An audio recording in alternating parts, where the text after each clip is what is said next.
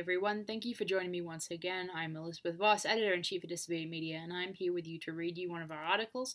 It has been a tough news cycle in the last couple of weeks. It's kind of been depressing news from every front, whether it's Assad and Syria and this faked chemical gas attack against Syrian civilians, or whether it's the story that I'm going to cover for you now, which is about Princess Latifa, who is a princess who is the daughter of the leader and the ruler of Dubai in the United Arab Emirates, and she is missing right now because she's probably being tortured on the orders of her father. There was a news conference recently by the group that represents her legally called Detained in Dubai, and I will provide all the links that I can in the description of this article so that you can go support their efforts, because they are amazing people trying to get justice for Latifa. So the article that I'm going to read to you, as I said, is titled Opinion for Truth-Tellers Like Sheikha Latifa, There Is No Justice. And this was a tough article to write. As I said, I'll say it again, it's been kind of a depressing news cycle.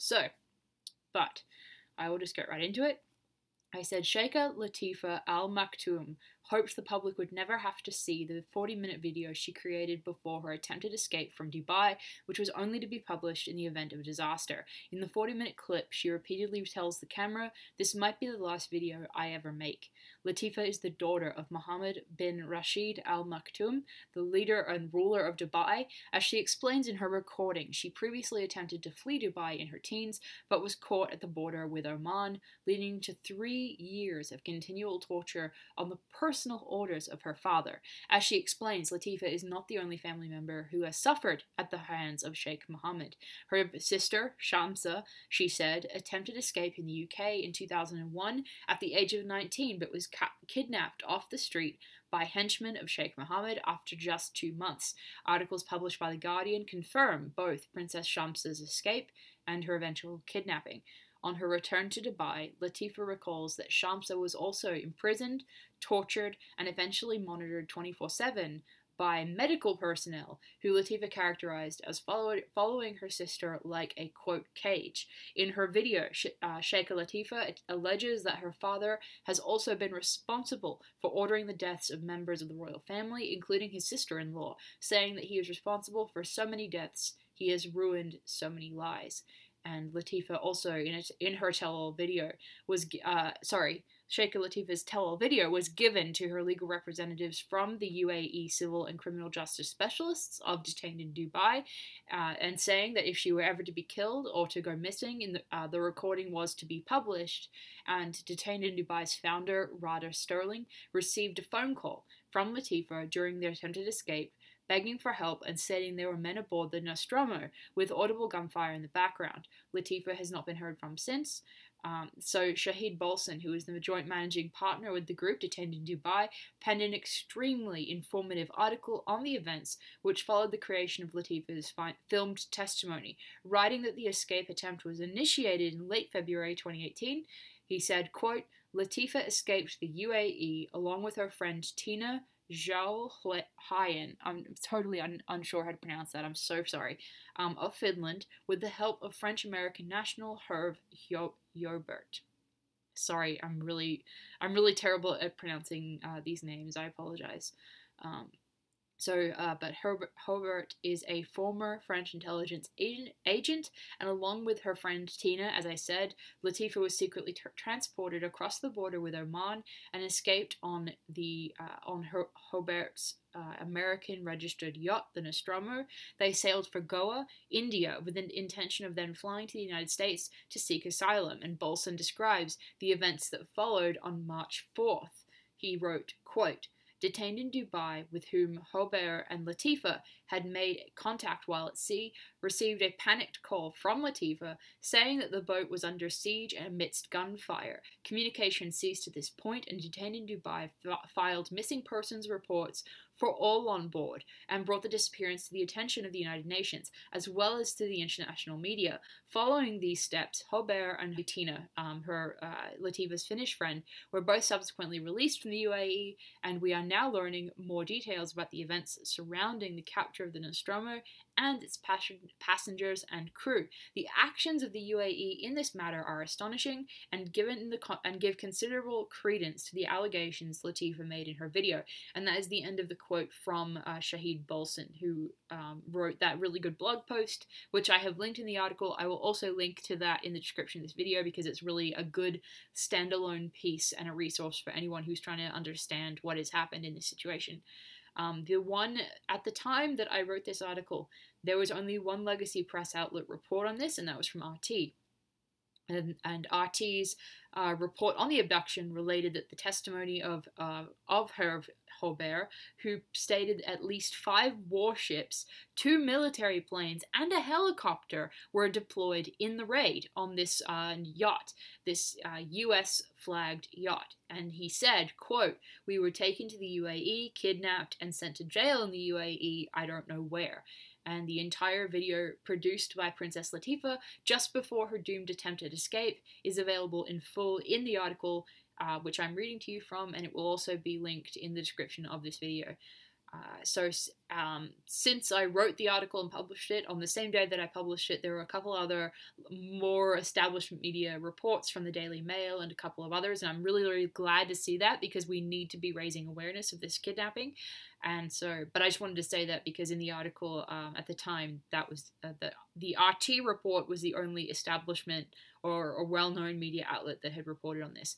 But since news of Latifa's disappearance has emerged, Kim.com and others like Hector Carmona have tirelessly called for her safety and freedom, creating a resounding call for her release from the public. As pointed out by Kim.com and reported by RT, since the public became aware of her fate, Latifa's Instagram has also been taken down, and her last post on that platform detailed her sister Shamsa's failed attempt to run away, along with the details of her own failed earlier escape. So unsurprisingly, however, establishment media outlets, as I said, have been silent on the subject at the time of writing, except the previously noted RT coverage on the matter. Legacy press silence in the wake of this egregious and violent kidnapping is especially surprising and concerning given the fact that almost a month has passed since this event, and even more so considering the legal ramifications of the context of her abduction.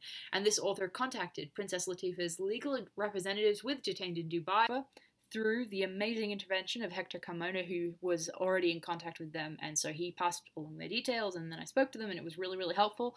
They answered my questions in a very gracious and kind way as far as their time was concerned, and so in the article I provided their answers to my questions in full and unedited so that you guys can hear what they had to say. I'll just read you their answers, and I'll try to make it very clear when I'm starting and ending a different speaker who was writing to me. So, on the legal ramifications of Latifa's kidnapping, Rada Sterling, who is the founder of Detained in Dubai, said, quote, "When a vessel at sea is attacked, looted and commandeered, and when its passengers and crew are abducted, if this is committed by a non-state actor, it is classified as piracy on the high seas. When it is committed by a state, or in this case committed jointly by 2 states, it is classified as an act of aggression at the very least, and potentially as an act of war. Nostromo is a US flagged ship, which means it falls under American jurisdiction and is regarded as American territory, so the implications of attacking it are quite clear. The Indian Coast Guard and forces of the UAE, according to eyewitness victims, came at speed, fired their weapons, and boarded Nostromo with no attempt to establish communication beforehand. They took control of the vessel with excessive force, threw the passengers and crew to the floor, and threatened to kill them. Hervé Hobert was badly beaten and suffered extensive bleeding. Tina said that she was held over the edge of the boat while being told that she would be killed. Sheikha Latifa, the real target of the raid, was taken away screaming that she was seeking political asylum and that she would rather die than be sent back to the UAE. Legally, Latifa was kidnapped from American territory where she had every right to feel safe and where neither Indian or UAE forces had any right to be. And that is the end of the quote from Rada Sterling. And then Shahid Bolson, whose article I quoted earlier, told this writer, told me that violations of maritime law, and this is a quote from him, So Shahid Bolson told us, quote, violations of maritime law are traditionally settled before the International Court of Justice. In this case, both India and the UAE used force against a private vessel and unarmed civilians who had committed no crime. There was no lengthy legal justification for their raid on the Nostromo, nor for taking the crew and passengers into custody. While in custody, abuse, threats, coercion, and forced confessions all occurred. Thus, the crimes of attacking Nostromo resulted in a litany of other crimes committed against the seized persons, all of which deserve to be investigated and tried by a court of law. The political ramifications of this attack are incalculable. The fact that the UAE, recipient of hundreds of millions of dollars in US weaponry and training, mobilized its armed forces and those of India to attack an American ship in international waters without the slightest hesitation because of their contention that Islamic law had been violated, will certainly undermine the global community's confidence in the UAE's commitment to its bi- and multilateral agreements pertaining to the rule of law in international affairs, and in particular in the stewardship of Sheikh Mohammed bin Rashid Al Maktoum as the country's prime minister. And that was the end of the quote from Shahid Bolson. And then we asked a question about Latifa's claims about Sheikh Mohammed's involvement in serious criminal activity that she makes in this tell-all video. And Rada Sterling answered, quote, since Latifa's capture and what we must presume to be her captivity in the UAE, no further evidence has been gathered regarding the many grave allegations she made against her father in the video she recorded before her escape. Of course, this gives us all more reason to be concerned about her well-being, and we have requested that the Metropolitan Police in London reopen its investigation into the abduction of Sheikha Shamsa nearly 20 years ago on the basis of the new evidence offered by Latifa about her sister in that video. It is urgently important that Latifa be released and allowed to travel to any country she chooses, and that she be free to testify about these allegations in a safe jurisdiction. And that is the end of the quote from Rada Sterling on that question. The next question that we asked was about the founding of Detained in Dubai, and Rada Sterling answered that. She said, quote, I founded Detained in Dubai 10 years ago after a friend of mine was falsely arrested in the UAE and wrongly detained. Since then, we have worked on over 10,000 cases of all sorts involving foreigners in the Emirates. We have also provided expert witness testimony in extradition hearings in Europe and the US regarding what we have found to be endemic legal corruption and systemic human rights violations in that country. We have lobbied governments internationally to increase their travel warnings to citizens to make them aware of the potential risks they face in the UAE, the country in which foreigners have the highest likelihood of being arrested. And that was the end of Rada Sterling's answer to us on that subject. And so the next question was about how the public can support efforts to free Latifa, and Rada Sterling answered, quote, the response from social media has been tremendous and it is pushing mainstream coverage to finally address this story. We express our gratitude to the public who have taken it upon themselves to speak out on behalf of Latifa, and we encourage everyone to continue to do so by every available channel. Let your local news outlets know that you want them to talk about this issue. Let your political representatives know, and communicate your concerns about the action of the UAE to any individuals, celebrities, politicians, business leaders, etc., who promote or are otherwise connected to the UAE. And then she says, we are pressing ahead with what we can do through the courts, but if the court of public opinion orders Latifa's release, we are hopeful that the UAE will have no choice but to comply with their ruling. And that is the end of that answer from Rada Sterling. And then the article continues. One is prompted to wonder if a possible reason for corporate media's reticence to report on this matter stemmed in part from what has been called a close personal and business partnership with former United States President Bill Clinton. The Wall Street Journal reported that the pair, and I'm referring to the close business and personal relationship between Bill Clinton and Latifa's father, and so it's interesting because the Wall Street Journal does report that the pair were two of three owners of Ukaipa Company before Bill Clinton eventually ended ties with that fund due to the politically sensitive nature of the financial relationship, and just prior to Hillary Clinton assuming her role as Secretary of State under the Obama White House. And Clinton was reported, this is Bill Clinton, was reported at the time to make at least 10 million and probably more like 20 million when he severed ties with this fund.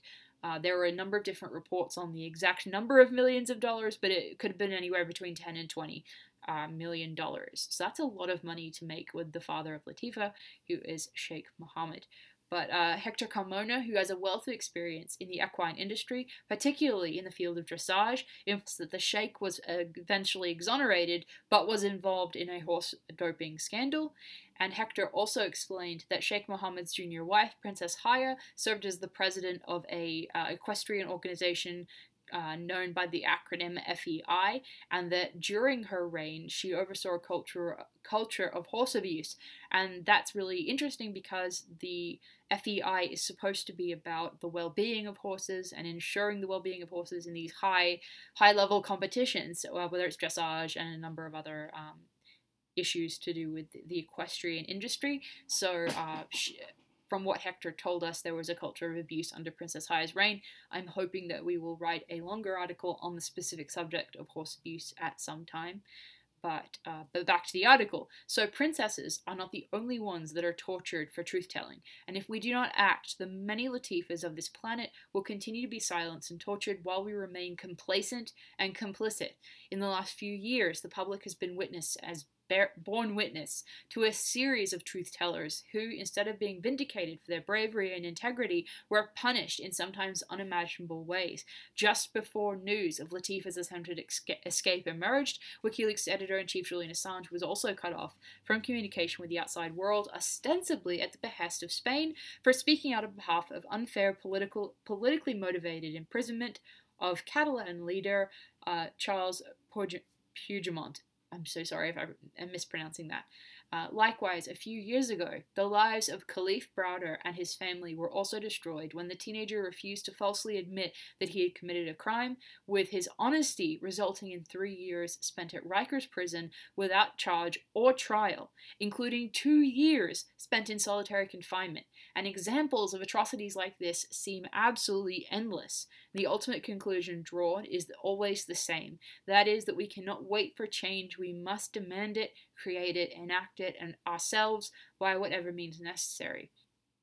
And so another example, in addition to Khalif Browder's story, is a report from February this year by the New York Times about the court dismissing a murder charge against a man who had waited 6 years for trial at Rikers prison. So the fact that this is happening, where basically what they're doing is they're refusing to enter into a plea deal with the prosecutors, and so when they're refusing to enter into a plea deal, they are being held without trial for very, very long periods, and sometimes in long periods of solitary confinement. And so that is a whole other issue, but the point there, the reason that I related this to Latifa and her truth-telling leading to her torture and imprisonment is because in both cases it is the truth-telling, the act of being unwilling to shut up and just say a lie willingly, that leads to your punishment, as opposed to society treating those people as brave and courageous, which is what they are. So, and I also liken that to Julian Assange, who has a very similar role in a different way, but a very similar role. He has similarly told the truth, highlighted the truth to us that has exposed our ruling political elite, and he has been punished for that, and he is now cut off from the outside world because of that. So, if there's ever going to be real change, the majority of people must come to the clear realization that justice will never come without our personal and direct action. We personally have to enact the change that we want to see. We cannot wait for somebody else to do it for us, whether it's a ruler or a leader or any elected official, or even waiting for any movement. Like if you believe in the progressive movement that Bernie Sanders started, or if you believe in the MAGA movement that Trump was all about, those the leaders of those movements are not people that you can rely on to fix the world for you. You have to do it yourself. You can't wait for a leader to save you. And so that's the role of the most powerful leaders in a positive way, is when they inspire their followers to actually enact change themselves, when they emphasize that it's not about the leader and a cult of personality, that it is about the individual people doing something to change. And I think if you look at Martin Luther King, or if you look at a number of other, Gandhi, really good leaders like that are always encouraging people to take action. And that's what we have to do. We cannot wait but for the right political movement to come along and hope that that will change things. So, as I said, if there's ever a time, if there is ever going to be real change, the majority of people must come to this realization that it won't come from outside, it won't come from somebody else, it has to come from you. We cannot wait for figures like Latifa, Julian Assange, or the uncounted, unknown number of Khalif Browders of the world to be freed from the powers that want them to be silenced and to have their memories erased. Disobedient Media will obviously continue to cover the story of Latifa and as this develops, and obviously Detained in Dubai also had the press conference on Thursday, April 12. I will try my best to find a link to that and to provide it, and if they streamed it so that there is no link, I will make that obvious in the description of this video. Thank you so much for listening. My name is Elizabeth Voss. You can find me on Twitter at Elizabeth, Leavos. You can find Disobedient Media on Twitter at Disobedient News. Follow us, read our articles, and do what you can to enact the change that you want to see. Don't let these truth tellers go down without a fight from us to protect them. And I hope that Latifa is freed at some point in the near future. I hope that the public will shame her father enough that he will want to appear to be the good guy and let her go. So if there was ever a time to share things on social media, as Rada Sterling said, the court of public opinion is important in this case. So please share the videos, share Latifa's video, share the information put out by Detained in Dubai, share Kim.com's tweets about this, share every form of speech about this issue on social media,